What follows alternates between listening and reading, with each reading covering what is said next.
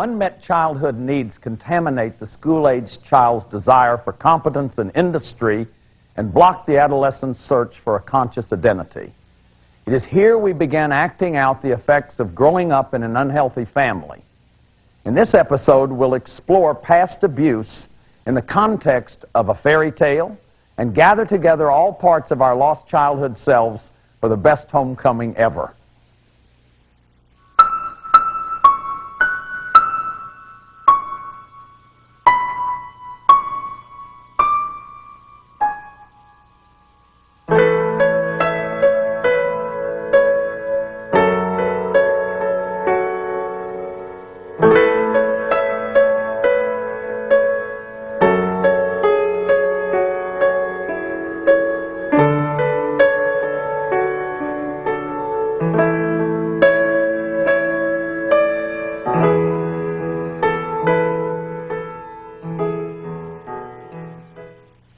Welcome to the show. I hope everybody's in good shape today, because we're going to talk about the school age. A lot of people have a lot of pain coming from school age and from adolescence. These are the first, school is the first place we really start leaving home, and we go into a new environment where we enter another kind of system. It can be a very dysfunctional system. And my own belief is that a lot of the schooling that I had was in a dysfunctional system, a very shaming system, a system that had very strong measures of your okayness and whether you measured up. Remember, shame is the feeling that I don't measure up. So we want to look at that. We want to look at the school age. We want to see it as the last developmental stage of childhood. Now, I want to review the stages of childhood.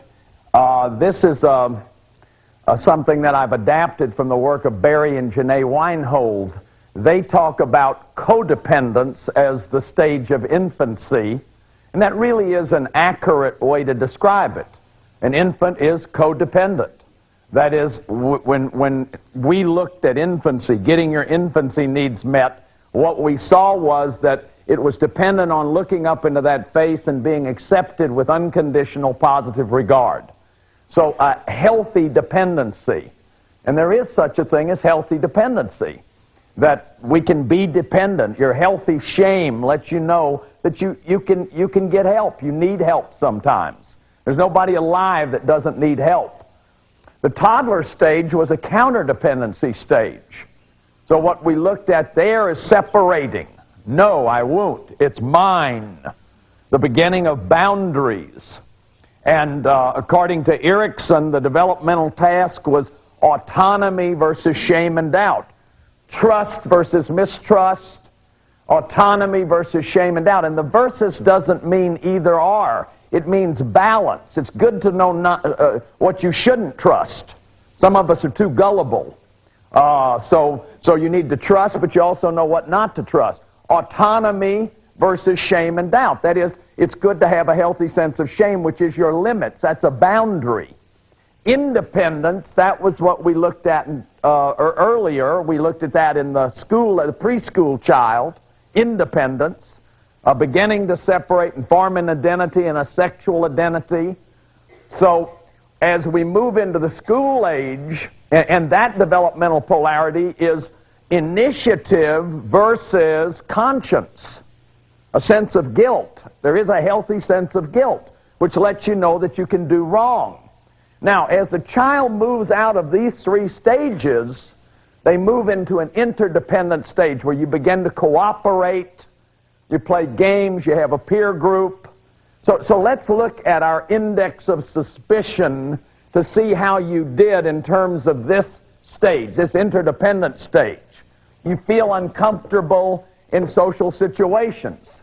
So school age is a time when you're learning to be with your peers, you're learning to adapt, you're learning to cooperate, you're learning to play games, you're learning about competition, you're learning about social things as a child goes to school. So take a look at that. This is an index. Did you get your school age needs met? Are you excessively competitive? You got to win at any cost. And boy, if you don't win, there's something terrible about you. You either give in, so you don't have any competitive spirit. You either give in or you have to have things your way. Or you won't play if you can't have things your way. See, this is a cooperative stage where you're working on interdependence and sharing. You have intense fears of making a mistake. What is the need? The need is to go to school and to learn, but to also know that it's okay to make a mistake. You don't have to be perfect. Like another index of suspicion would be you don't try anything unless you really know that you're going to get it perfectly. So you wouldn't start anything unless you thought you could be successful in it. That's a very dominant thing that will come from the school age. You're deficient in basic life skills. I can't tell you the number of people that I counseled over the years who were hiding the fact that they couldn't write or they couldn't read. Salesmen whose jobs depended on their being able to read. You know, living with this continual shame. You feel ugly and inferior. You feel ugly and inferior. You have a lot of social shame. Like right now, if I go into a very sort of ritzy place, there's a part of me that feels like I don't belong there. It's like what I call social shame. I grew up very poor. We certainly, we didn't have a car. We never had a car. I used to be so ashamed of that growing up, that we'd go to church on Sunday and we didn't have a car. And I lived in a neighborhood where there were guys that had cars in the 7th grade. It was right on the outskirts of a very wealthy neighborhood. Now, when a child goes to school, they start learning about this stuff very early on. You start learning some new things. You start, your family system may have been terrible, but there's another whole system they're going to learn about. Not just the school system, but there's a social, cultural system.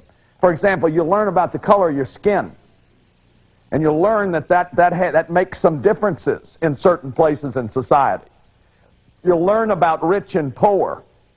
And you'll learn that some people have a lot and some people don't have a lot. You'll learn about cultural issues. If you're Jewish, you'll learn about the prejudice about Jewish people. There's a fantastic kind of impact that happens when we leave home to go to school. This is what I call the first leaving of home, because adolescence is going to be the second leaving of home. But there's a lot that we need to learn during this time. You see, we've gotten a basic trust of the world, hopefully in infancy. We've learned a certain sense of separation in toddlerhood. We've explored our sexual identity and our identity in preschool. Now we need to learn life skills. Now, I believe that it's getting better, but that our school systems really don't prepare us for what we do in life. Most of what I'm doing right now, I've taught myself. It is not something I learned in school. Now, certainly I learned how to read, and I learned how to write, and I learned some skills that helped me to learn to do what I'm doing now. But a lot of the information that I'm giving you is stuff that I've been fascinated by and I've studied on my own. Sort of incidental learning. That is, when I learn the best is incidentally. That is, when I'm really interested in it, that's when I really learn. I'll go and exhaust something.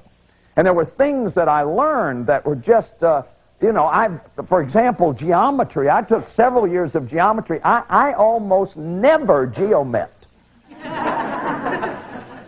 I wished I could have all that time back. And Latin, oh my God, I took so much Latin. And about all I can do is sort of work it into conversation occasionally by giving the etymology of a word or something. But man, all those years of Latin and solid geometry. So there's a lot that went on in school. I mean, think of what happened when you brought a baby home, if you're a mom or a dad. Could you be prepared for that? I don't care how many books you've read. Now, suppose there was this home ec class where they gave you this little bundle and they said, this is a baby. You got to take care of it. or you had to go live with a family where there was a new baby. That would have really given you a lot of life skills. See, so school age is a time when supposedly we're getting skills for life. And for a lot of us, our schooling did teach us some things, but it didn't teach us a lot of things. And I believe, personally, that a whole lot of school is a waste of time, at least the way we have it. Now, I believe we could really use that time in some very effective ways. I believe that the school system has been, at least traditionally, the most shaming place. The person with the dunce cap, or you can imagine somebody up at the board, the blackboard, and can't do the problem and going back to their seat while all the hands are up in the room, and you go back to your seat being humiliated. There's a lot better ways we could do it. And it is happening. It is changing. But these are needs. Children basically are curious. They need an environment that is safe enough for them to learn. And my belief is the best environments for children would be vertical kinds of environments, like Montessori-type environments, where you go in and there's all kinds of interesting things, and you go to your level. You go to your own level. Because you see, schools and prisons are the only place in the world where time is more important than the job to be done. If we all head out for Los Angeles tonight and you get there 2 hours ahead of me, I don't fail Los Angeles. But if we all start studying geometry right now and in 9 months I don't know it as well as you, or I don't know it at all, I fail geometry. So time is more important than the job to be done. And one of the things that a lot of your wounded inner kids are carrying is that we know children don't mature at the same level. That is, operationally, developmentally, all 7-year-olds are not on the same level of maturation. So you could have 3 7-year-olds who are in very different states of development, yet they're all in the same grade. So that wounded inner child in you may have been wounded, but simply because you weren't at a same level of maturation, and nobody knows why that goes that way. It just goes that way. Some people, grow taller faster than others. I've seen people who did poorly in high school. I've taught in high school, I've taught in college, who when they got to college, they just soared. It's like something caught up. So there's a lot of issues around schooling. And what happens if you don't get your needs met in school? What kind of growth disorders? How can your child, what kind of wounds would your child be carrying? One of the wounds is that maybe you're a human doing. That what you learned was that achievement was the only thing that mattered. That's the way I was wounded. It was like I became a human doing. I came to believe that unless I was achieving, that I didn't matter. Now, someone else may be a dropout. Just have thrown in the towel, given up on it. The grading system was too painful, it was too shaming, or you were not at the same maturational level and you failed a year and you got put back and you've always felt ashamed about that. Or maybe you really got shamed because you were black or because you were brown or because you were Jewish or because you were gay. You got shamed in school. There's a cruelty that can go on. There may be nothing as cruel as a peer group in school to hurt another person, because kids learn this at home and then they jump on somebody. So some of the kids in you, your inner kids, may have a lot of woundedness that you're carrying from the school years. And it's very, very important to embrace that child, that school-age child, and to give them the kind of affirmations that they needed to hear. See, another thing that happens to a lot of us have wounds like this. You got in trouble at school, you went home. Now, home, what does home mean?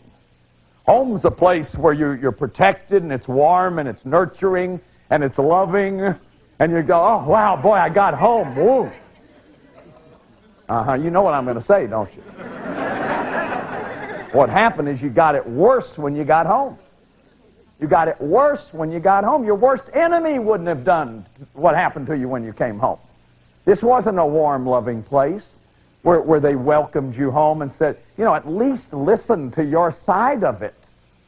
Now, also, a lot of kids suffer a lot of social shame, like you had to wear knickers, you had to wear hand-me-downs, the other kids were dressed a certain way and you weren't, and you were teased for it, you were laughed at for it, or you were very emotional and you cried and you got shamed at school. So there's a lot of pain, a whole lot of pain that kids carry from the school years.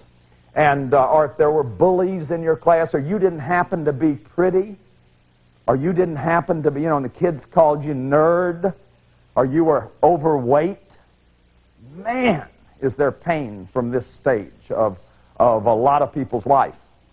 And there's a wounded little child in there.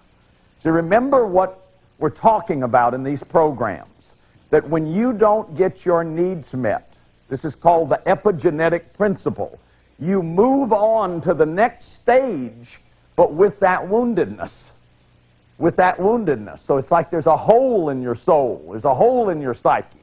I move on to the next stage, but I don't have what I should have had back there. And this is the problem of the wounded inner child. This is why a lot of us grow up to become adults, but we're still children. Because this child in us is needy. This child in us never got his or her needs met. See, I call this whole series Homecoming. I call it Homecoming because a lot of us didn't feel at home anywhere. The way we felt was not okay. What we needed was not okay. What we wanted was not okay. We talked too loud. We talked too much.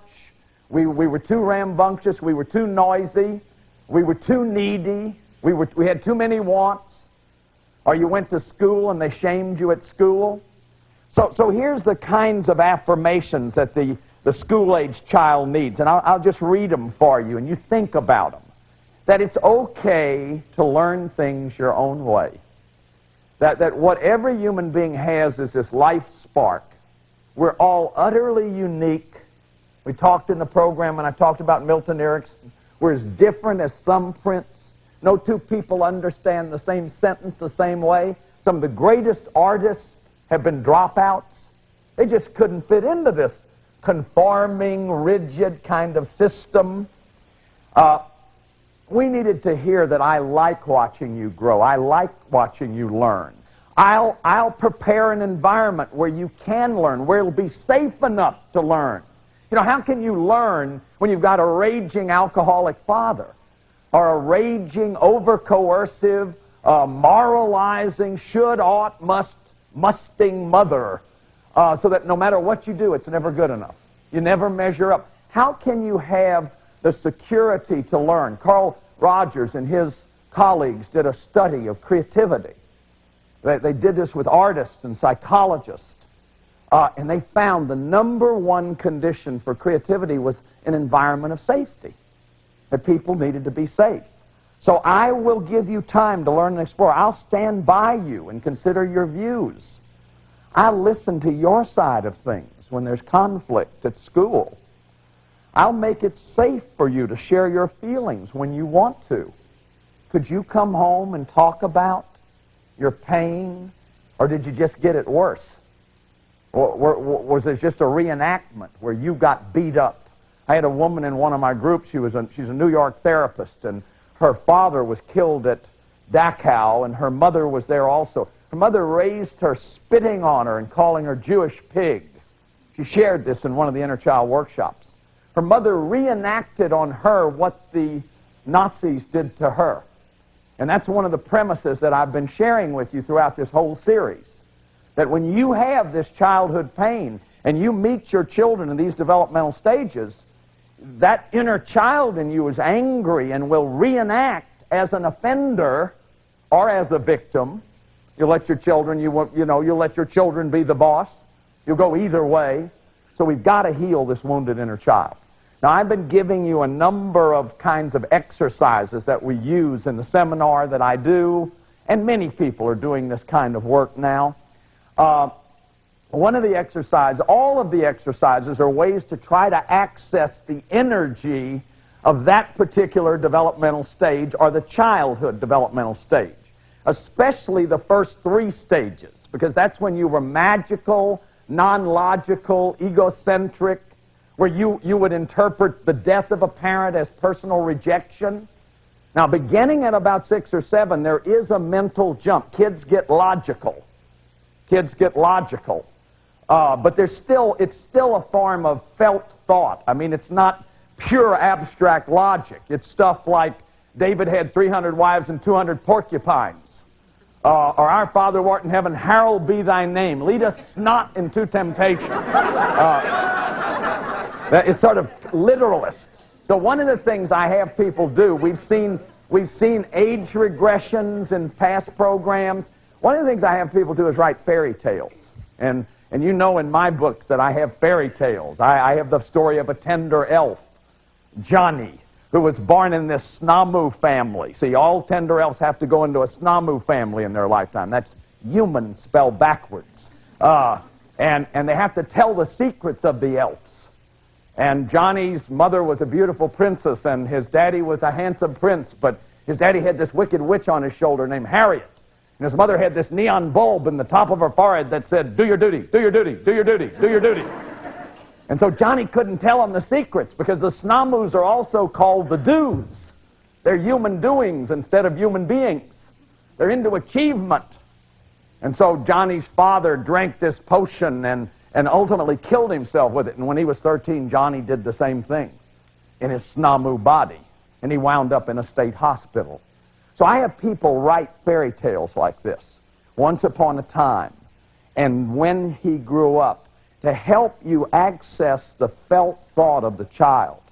And I'm going to show you a clip here in just a minute of a group of people working, reading their fairy tales. And people do amazing fairy tales. It's just incredible.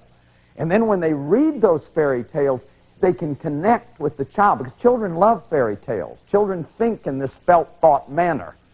So what I'd like you to do now is listen and look at the monitor as these people read their fairy tales. What we're going to do now is read your fairy tale and have the group experience it. And often the fairy tale will touch the feelings of the child in a way that nothing else will. That's the purpose of it, is to help you access the feelings of the child so that in a non-shaming support group, you have allies and you're not alone.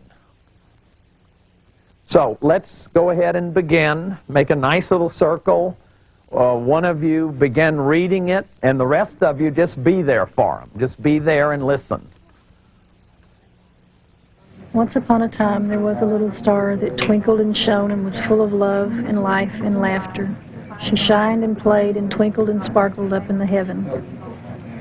One day, the little star went to earth and was born into a family that had passed fear, anger, and pain down from generation to generation. He was also taught that he was very special, which is to say that all the other kids in the long row of houses were dirtier, dumber, more dishonest, and had parents who were more of the same.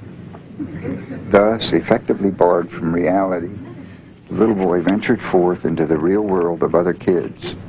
Not unexpectedly, he was considered conceited and a tad undesirable, which he couldn't understand. Reality became threatening to the little boy. When he grew up, he found that he could escape the threats by fleeing into the world of alcohol. This was great fun, especially when he could fool his parents about it all. One wife and 5 children later, the little boy found it wasn't an escape anymore. Also, his body had grown up, but he hadn't. The church taught Janice to honor your father and mother. She really tried very hard to do that. But it was so hard because her father kept raping her. Janice never even thought of going to her mother, the ostrich, for help. I wonder why not. Still trying to make meaning of things, Janice imagined that when she grew up, she would have a very joyous adulthood. To make up for her painful, sad childhood. Imagine her surprise when she finally figured out, after being an adult for a while, that happiness was not a given. Janice, I sense your pain and helplessness. and I felt very angry. She read through that. Felt a lot of anger. It really took a lot of courage for you to share that. And I just felt real angry and real sad. I'm real sorry you had to go through that. Ruth's dad never came. But then one day he did. He visited with lots of toys, which the old lady put up to take care of them. Ruth hoped he would come often, but he didn't. And then one day he never came again. Ruth decided to figure out just how to be so that people would want her to stay. She began to be willing to accept almost anything to avoid abandonment. Her fairy tale dream was having her own family, a family who would love her. So you can see that those stories touch a deep place in each person. Barry's story, where he's empowered by his parents' abuse, telling him that he's something special, and he expresses it perfectly. He grew up to be a little boy in a grown-up body. And then Janice's story, where she has the reinforcement from the church that the job is to suffer. And here she's in an incest family, which is not uncommon, by the way, in the profiles of incest families, that there are strong religious factors in the background. So these stories can touch people at a very deep level. And it's the kind of thing that if you're having trouble getting to the feelings, because remember, this is all original pain work. It's all about grief work. We're trying to get to the feelings so that we can express them and finish them so that we can go on with our life. The fairy tale is a way to help you do that. And people have found this very, very effective in touching some of that childhood emotion. Now, I want to show you this chart of regenerative cycles, because one of the values of understanding our childhood, those 4 stages that I've talked about, is that these stages get recycled. Pamela Levin wrote a book, Cycles of Power, that I've already mentioned, where she talks about every 13 years. I knew of no clinical data to support that, but I had people start sending me stuff. I had a biologist send me some data that he worked out. And whether this is true or not, it's an interesting way to look at it. See, childhood is a dependency stage, the whole of childhood. Adolescence begins a counterdependency stage. However, an adolescent is going to go through a healthy kind of codependence with the peer group, a counterdependence with the family, an independence as he or she establishes identity, and then an interdependence as you fall in love or get into a love relationship. We have independence as people work out relationships, so leave home, early adult. Freud's famous statement is that the 2 marks of maturity are Leben and Arbeiten, love and work. Love and work. So a sense of loving somebody, being intimate with somebody, and a sense of mastery. Work is a sense of mastery. You become generative.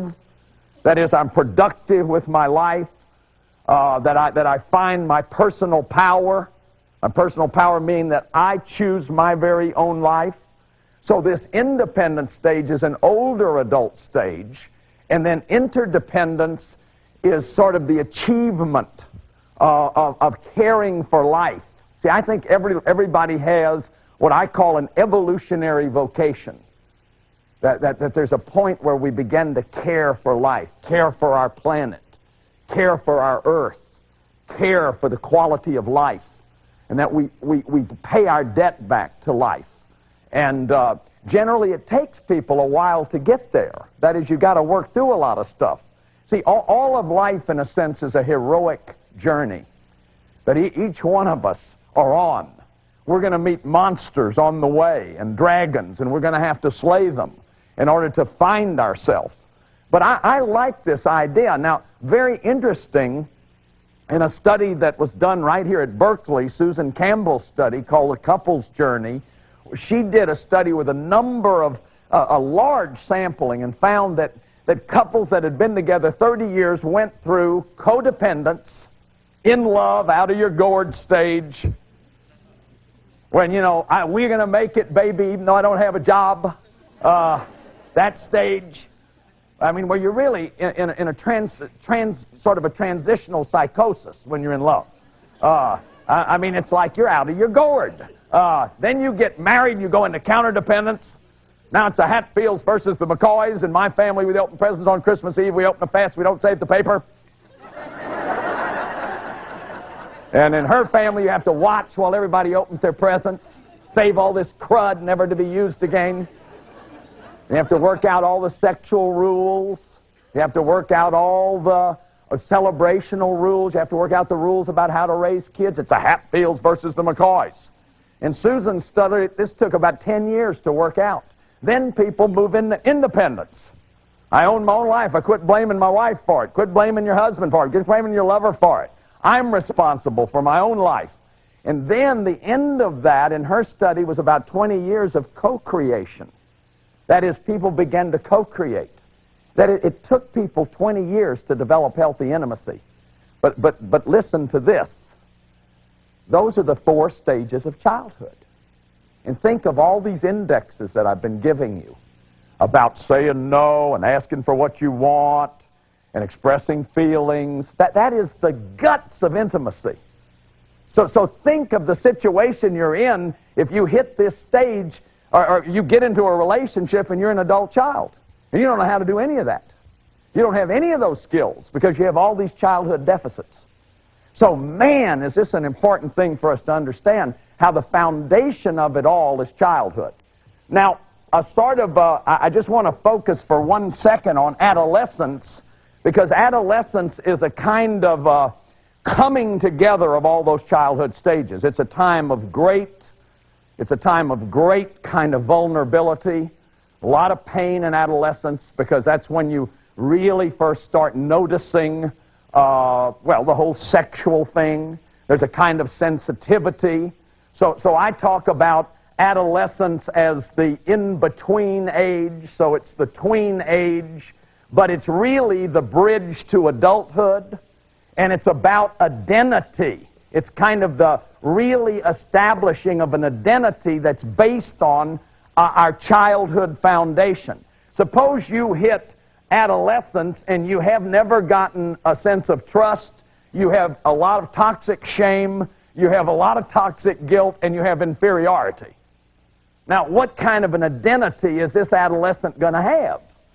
He's going to start developing a negative identity. Like when I hit adolescence, all my shadow side came out. I was this good, wonderful boy that the nuns loved, and I had press in the neighborhood because I was such a good kid. I hit adolescence, man, I found all these guys from broken homes. We were in brothels at 13, drinking. I had alcoholic blackouts by the time I was 15. See, I went into all this negative identity or counter-identity. See, a way to have an identity is be different than all these squares. You know, to be a rebel, to be reactive, not to be, I remember we used to sit there and drink and talk about all these funky people, that had jobs and were respectable and all this kind of stuff. Now, toward the end of adolescence, though, I'm still a wounded child, so how am I going to find an identity? Well, in my system, I had been a star and a caretaker, so guess what? At 21, I go to be a priest. Here's the way to solve all the problems. Here's the way to solve it all. This is the way that I can establish an identity. But do you see that it isn't really an identity? It's part of this false self, good guy, people-pleasing, caretaking act that I had been in all my life. Because you see, as a child, every child is trying to figure out, how do I matter here? How do I matter in this family? Well, the way I mattered was by being a caretaker. The way I mattered at school was by being the president of every class, and I won medals. And so by becoming an achiever, on graduation night, I won all these medals, a standing ovation. I was a raving alcoholic at 18. But you see, in our culture, we love superachievers. We pay performers a lot of money. We pay first-grade teachers almost nothing. I mean, we have really made a decision about performance. millions of dollars for baseball, football players. Here are people who are entrusted with our children, our teachers, and their salaries are barely above minimum wage. So man, and so I fell into, boy, by becoming a priest, I could be the ultimate star and the ultimate caretaker. This is my growth disorder. See, so I go into this role. I study to be a priest. I'm a celibate monk. And that, of course, was a way that I could continue my surrogate spouse role. I could marry Holy Mother Church. I could be faithful to the spousal role that I played with my mother by never being with another woman. So 9.5 years of celibacy, which I hope God remembers when I come into my own. I want that chalked up for me. You know, I hope they got a ledger up there and they got 9.5 years for Big Johnny. Because that was a long time, folks, and I was very faithful to my vows. But do you see how I don't have a life? I think I got a life. I'm in black cassock and they all call me father, and I'm studying philosophy, and I'm still a wounded child. I don't have an identity. There's nothing I've chosen here. This is all a part of this programming. I'm a multi-generational accident out of this whole family system. So adolescence should be a time when you move out of the unconscious of childhood into a conscious experimentation. Adolescents are experimenting with ideas, models, role models, trying on styles of life. But that's not what it was for me. It was a broken adolescence in which I wound up in this role of caretaker star, which I lived for 10 years in the monastery, and then I left the monastery, I became a counselor. I finally got into my recovery at about 31. I stopped drinking alcohol December the 11th, 1965. About 10 years later into that recovery, though, I woke up one day and realized that I was still this people-pleasing, nice guy who was in an act. That I didn't know what I felt, still. I didn't know who I was. I'd do all this stuff. I had this counseling practice where I had a 1.5-year waiting list, counsel 80 people a week. And I'd go home and you'd think, well, wow, all these people want you, and all these people think you're great, and I'd feel suicidal sometimes. Not like I really thought about blowing my brains out, but I just like life just isn't worth it. It's like, what's life all? You know, hey, it's not what does anything really matter? But see, this was this low-grade chronic depression, dysthemia. That's the diagnosis we use in the treatment center I run. It's this low-grade chronic depression, because when you're shame-based, you're mourning for your authentic self. When you're shame-based, you're mourning for your authentic self. It's so important that we understand that we've got to do this grief work. We've got to heal this child, or else we can't have our lives. Sort of the climax and the culmination of my workshops is a meditation I do, which I call Homecoming. I started experimenting with this in about 1979 with some clients that I had, and I had never seen anything like the power that it had for people. So I'm going to show you about a 9-minute clip of this, and I want you to join in this meditation. Those of you who are at home viewing this, those of you that are here in the audience, if you just close your eyes and let yourself go into this meditation, because it is the reclaiming. It is the meditation that I talk about. Let's go and get the little child and bring them home with us. So, if you will, take a few deep breaths, and then let's look at this now. Those of you who are viewing at home, or those of you here, you can listen to my voice as I take people through this meditation. Just go back as far as you can remember. Go back to your home, whatever it was for you. It may not have been much of a place for you, but it was the place that you lived. And really take a look at that place. What does it look like? Is it a house? Is it an apartment? Is it an orphanage? Is it a trailer?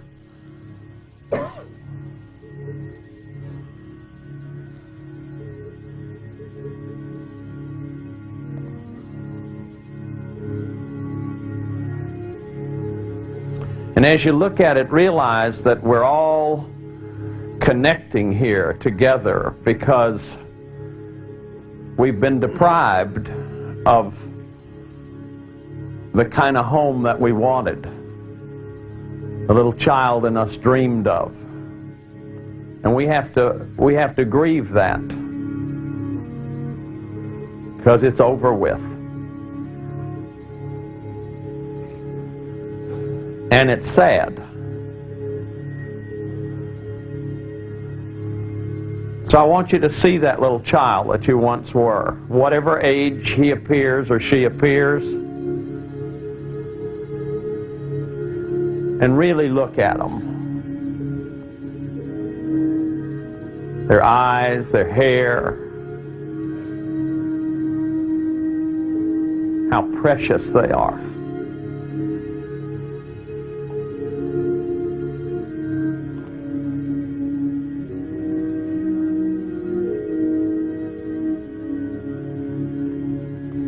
How precious, how beautiful, how when you see a child like this, you just want to be around them. You can't wait to see them again. Talk to them. Hear the beautiful way they are. Tell them, I'm from your future.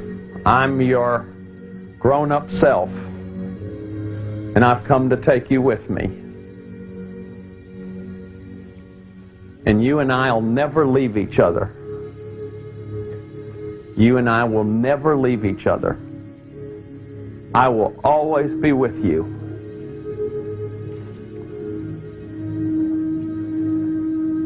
And even though you didn't know how we were going to make it, I've survived. I've survived. And even though you feel hopeless sometimes, I have made it. I have survived. And I can take care of you. Now, I can love you. I can love you like you've never been loved. I can do good things and put structure and boundaries. And you may not understand that right now. But I'll never leave you. And take that child in your arms right now.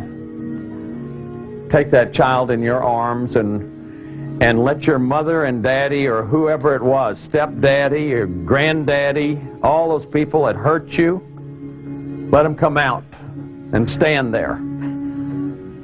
And you hold that child and let the child tell them, I'm giving you back your pain and your shame.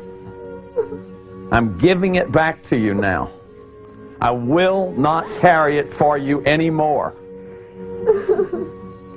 I'm giving you back your pain. I'm sorry that you have it, but I'm just a little child.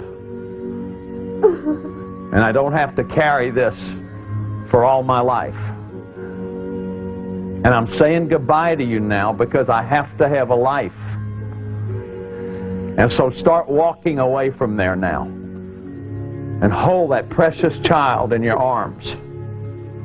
Hold that precious child in your arms and say goodbye to them. You do not have to take care of them anymore. You do not have to carry their shame anymore. You do not have to do anything but live your own life. You and this precious child. And start walking, keep walking. You can look back and wave if you want to. But see them getting smaller and smaller now as you say goodbye. You have to leave that home. You have to leave their pain. You have to leave that connection with them because that's been killing you. You need to have your own life. You have a right to your own life. So turn the corner now and see them go away. They're gone now. And look out ahead and see all these people that you love and you've connected with. Everybody in the group is waiting for everybody else. Your therapy group, your share group, your church group, whoever. Wherever is a place that you're not shamed. Wherever you can find a place that you're not shamed. See them calling you, come on. Come on, we're going to make it now. We're going to make it, We've got our anger, we've got our sadness, we've got our life back. And feel those people hold you and love you and tell them, I'm a powerful person now. And I'm going to run my own life. I'm going to run my own life. And if you have that higher power, just let that higher power embrace you. God, as you understand God, your heavenly mother, your heavenly father, whatever that means to you, something greater than anything you've known, that life spark that's in you right now that makes you want to overcome this, that allows you to be willing to go through this pain, that life spark that wants life and more life. And just be embraced by that. And then you and the child, just you and the child, be alone. And put her in your heart, put him in your heart. Put them there. As close as your heartbeat, they live with you. And they are wanted, and they are loved, and they are welcomed, and they are unique, and there's never been anyone like them. And there never will be again anyone like you. Anyone like you. So take a deep breath. Feel your life now as you breathe it out. Breathe in and feel it as you breathe it out. You're separated now. You can create your own family of love and choice. You can have your own relationship with God as you understand God. You can have your own life. Feel that child in your heart. Tell him you love him. Tell him you love him. You will not forget this moment in the weeks and months and days to come. When you breathe in, you'll know that child's there. When you're lonely, when you're tired, when you're hungry, when you've been rejected, when you're scared, when you feel abandoned, talk to the child. Tell her you love her. Tell him you love him. You can protect them. You can be their champion. Now another deep breath. Be aware that you're here now. You're back here in this room. 1, 2, 3. Open your eyes as you breathe out. So now, take another deep breath. I have people sharing when this is over with. In the workshops, people begin to bond together. If you're at home watching this, hug your husband. Hug your wife, hug your lover, hug your friend, hug your children. Let's connect with each other, and do it right here in the audience if you feel like it. I think that's beautiful. It just amazes me as we watch people bond together, how this child allows us to bond with each other, and how beautiful that bonding can be. How beautiful that bonding can be. In the course of one day in these workshops, we have people who don't know each other when they walk in who are bonding, just bonding together. Because, see, the child does elicit love from us. And the child is healing. The child is healing. So what this whole process of reclaiming the inner child is, it's a grief process. We're going back into that frozen energy, and we're going through the grief process. That involves shock. Shock when you really begin to understand your system. It involves bargaining and minimizing. You know, you might listen to me, oh, Bradshaw, he was really messed up, but, you know, my family wasn't that bad. You know, we had 3 squares and a roof over our head, and yet, you know, if you really look at some of this, stop idealizing. See, you've got to demythologize your parents. You've got to see them where appropriate for the wounded people they were. We don't want to beat up on them. Some of them were sick, very sick people. Some of them were just wounded inner kids. They did the best they knew how to do. It's not about beating up on people. Anger is part of the process. Sadness, hurt, owning that betrayal, remorse, if only. You have to grieve your dreams. It's what Carl Jung called the legitimate suffering. He said all neurosis is a substitute for legitimate suffering. All those kinds of contaminations that I talked about in the very first program are forms of cover-ups. They're forms of concealment. Addictions are concealments. Perversions are concealments. Acting out destructive behaviors are concealments of this child's pain. And so until we connect with this child, we cannot heal that pain. So this is a forgiveness process. This is a forgiveness process. Homecoming is a forgiveness process. It's not about beating up our parents. It's saying, though, I can't carry your pain. I didn't come into this world to carry your pain. I came into this world to be me. What I do is me. For that I came. And I'm sorry that you have this pain. I am so sad at workshops when a mom and a daughter come up, or a dad and a son, when I see that my poor dad died of shrunken veins with cigarettes and alcohol, and we never had that, even though we had something together at the end. But it's very, very sad to me. So it's not about beating up on them. Now, some of you have offenders for parents. They're sick people. And I don't mean that you can say they did the best they could. They didn't.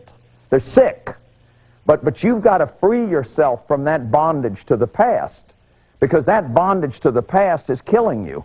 You've got to say goodbye.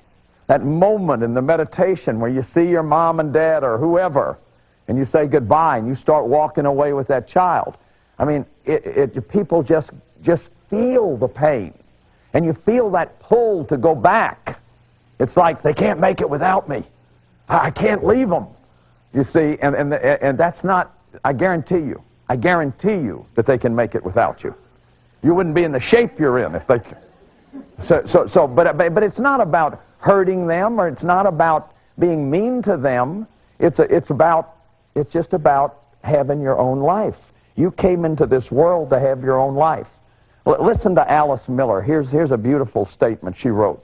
Probably I too would have remained trapped by the compulsion to protect the parents, and because it is all so pervasive, would not have even recognized it as such had I not come in contact with the child within me, who appeared late in my life, waiting to tell me her secret. She approached me very hesitantly, speaking to me in an inarticulate way, but she took me by the hand, and she led me into territory I had been avoiding all my life because it frightened me. Yet I had to go there. I could not keep turning my back, for it was my territory.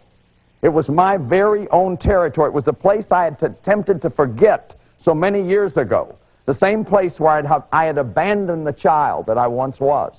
There she had to stay, alone with her knowledge, waiting until someone would come at last to listen to her and to believe her.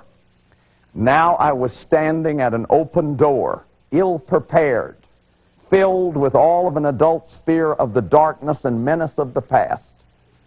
But I could not bring myself to close the door and to leave that child alone again until my death. Instead, I made a decision that was to change my life profoundly, to let the child lead me, to put my trust in this nearly autistic being who had survived the isolation of decades. Isn't that powerful? I can tell you unequivocally that I made the same choice, and I hope with all my heart that you will make the same commitment to your inner child. Now, join me next time when I talk about and explain the whole idea of championing this child once you've found him or her. Thank you.